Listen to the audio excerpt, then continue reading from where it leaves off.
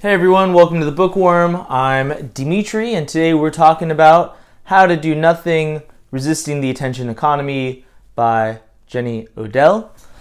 Before I talk about the book, I want to talk about near-death experiences because I think this book felt like a near-death experience, and that will make sense and hopefully doesn't sound too dramatic in some time. So, near-death experiences don't feel the way they feel in the movies, or they don't roll out the way that you expect them to based off the movies and TV shows that we see. There isn't that epiphanic moment where you realize that your life needs to change, like we often see in movies where someone had a gun held to their head or had a stint in the hospital or any of these kind of near-death experiences, and they come back, they quit their job, they travel, they fall in love, they find their passion, and they just completely change instantly as a person. I think that's a crude misunderstanding of what a near-death experience actually feels like. And I can speak from firsthand experience. About 2 years ago, I had a near-death experience where I spent about 5 days in the hospital and maybe a month and a half of recovering afterwards. 2 of those days in the hospital, I was in the ICU, and after I got out of the ICU, then I knew I wasn't going to die, but I was still recovering, and they were still trying to figure out what actually happened. I felt like this kind of excitement that I was going to be this completely changed person afterwards, that I was going to just completely reevaluate what I do. I was going to exercise more, become more healthy. That was something I just kept thinking about. I was like, run a marathon, which is like nothing I've ever wanted to do in life. I've never wanted to run a marathon, but like that was something I was holding on to in the hospital. I'm going to write more. I'm going to read more. I'm going to learn new skills. And I expected that change to happen instantly, and it didn't. And I don't think that's a bad thing. But I think it's a strange thing that we're sold on, that these near-death experiences will lead to these fast changes in your life. It's a crude misunderstanding, or at the very least, it's a oversimplification. I think you do change after a near-death experience. I just don't think it's as rapid as these stories teach us.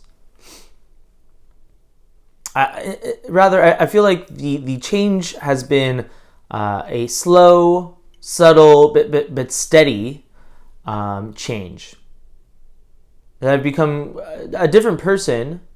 I'm still who I am, but I've grown in ways related to the event. I think that I look at things in a new light, in a changed manner.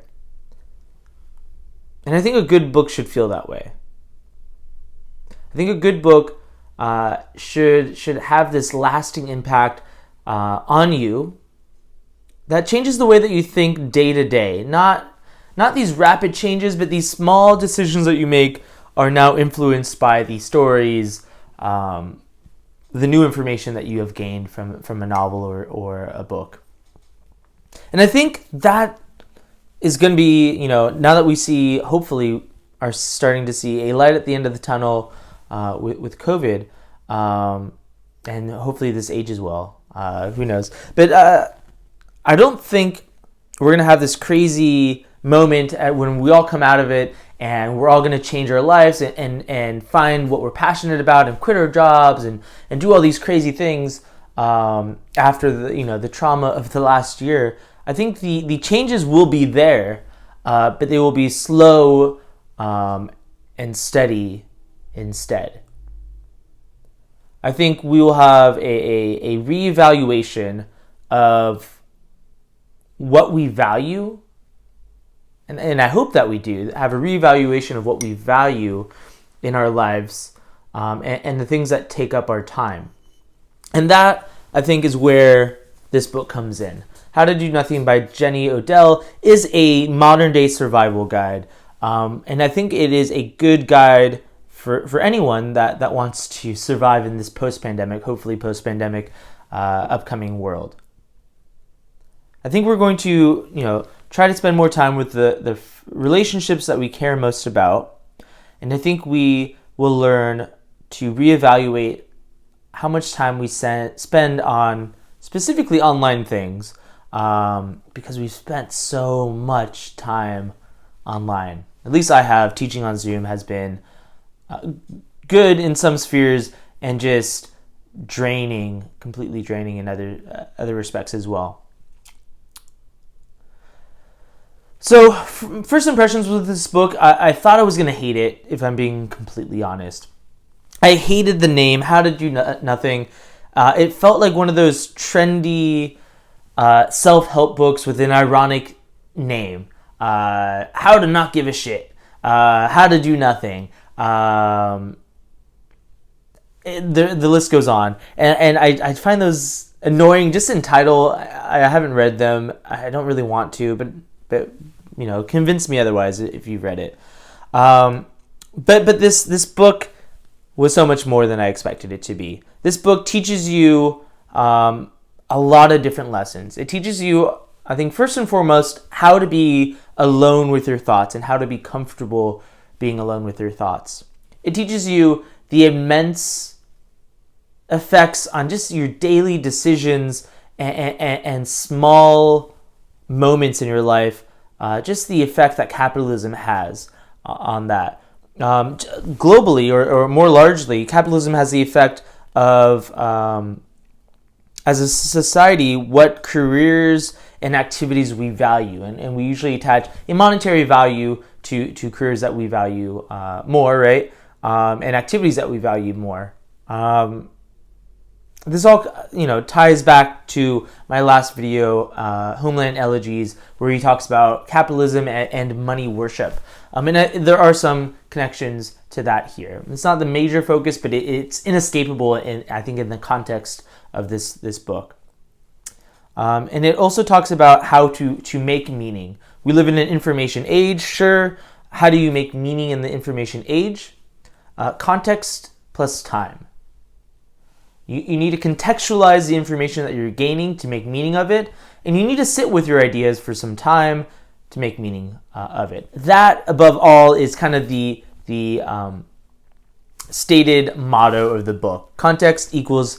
Meaning equals context plus time. It's really the opposite of Facebook's old motto, which I think they scrapped after all their controversies, but their old motto used to be move fast, or one of theirs, move fast and break things. And they did. They moved fast, and they broke things, and now they have a new motto. But it's the exact opposite. That's what this book, How to Do Nothing, teaches us: how to find meaning in our life through context, through time, and letting go of the idea of feeling productive. You don't have to be productive by other people's standards at all time. A misconception, something I thought this book was going to be, I thought this book was going to teach us how to delete or why we should delete our social media, and why we should go on these weekend retreats where we don't have any technology. And it actually argues the opposite of that. These things are going to be around. There's no point of fighting it. And there is a little bit of privilege in those ways that I just mentioned, in fighting those ways in your unique individual way. But what she argues more is not to fully delete all these, but to take a step back, reevaluate how much time you're spending on it, think about that, and just be a little bit more aware of the impact that you make on it, the impact it makes on you, and maybe take a step back after doing that. So how do you do nothing? Kind of quickly to wrap up. It teaches you not to feel... How do you do nothing? This is an exercise I had my students do, and I think some of them took it seriously, especially with all their time on Zoom. I had students say, I haven't done nothing in over a year because just COVID and the restrictions on their life have been all-encompassing. So find an activity where you don't feel compelled to produce something. You can draw, but don't draw with an idea of sharing it with someone or being proud of it. Just draw for the experience of discovery, and that's an idea of doing nothing. Do something that you can be alone with your thoughts. Being alone with your thoughts is, I think you can listen to music and be alone with your thoughts. I don't think you can read a book or watch Netflix and be alone with your thoughts. In those spheres, someone else's thoughts are in your head when you're reading a book, when you're watching a movie. The music, the speed, the tone, all these things are manipulated to make you feel a certain way. So to be alone, you need to remove that and just try to feel what you feel in the present moment. Going back to compelled to produce, I think you go for a walk. I don't think you feel compelled to produce anything or have an achievement afterwards when you go for a walk. I think that's one of the best nothing activities. But going for a run or lifting weights isn't really doing nothing, because you are doing that activity with the goal of becoming more fit or stronger, right? So it's not always the activity, but it's the mind frame going into the activity is how you do nothing, right? And hopefully by being alone with your thoughts, not being compelled to produce, you'll find these new awarenesses in your life. And those new awarenesses are things that you should bring to your daily decisions in life. One thing she really recommends that I'm not super good at right now, but I want to become maybe better at, is becoming more aware of your biosphere, your ecosystem, knowing the plants and animals that surround you, and being able to name them will give you kind of this new eye, this new lens to see this world. It was an excellent book. I really recommend it. Read it for the first chapter alone, and I guarantee you won't be able to put it down afterwards. It will change your life, but not in the way that you expect it to. For further reading, I mentioned on my Goodreads, I think this book feels like a mix between Amusing Ourselves to Death and Ways of Seeing by John Berger. Amusing Ourselves to Death is a book that came out, I think, in the 70s or 80s that reduced my Netflix consumption maybe by half, or my movie and TV watching. That got somewhat destroyed over COVID, but it did significantly help me reevaluate how much time I was spending on it. In the same way, I think Jenny Odell is helping me reevaluate the time I spend with other time suckers. It also felt essayistic, like Trick Mirror by Gia Tolentino. She talks a lot about capitalism and things that suck our time online, and this is excellent. She's a New Yorker writer, or she writes for the New Yorker and a lot of other publications. Check this out. This is great. This came out a couple years ago. And then this came out last year. I Like to Watch by Emily Nussbaum. I feel like this is kind of the counter argument to all of this. It's like treat TV as art. But it's a good counterweight. We shouldn't just drag too much on these time suckers. Anyways, those are things I would recommend reading or watching afterwards. Ways of Seeing, by John Berger. It just it teaches you how to be more aware of your vision in the most simplistic way of expressing it, and it teaches you how seeing something in a museum feels different and you take in differently than seeing something online, and why is that and how is that.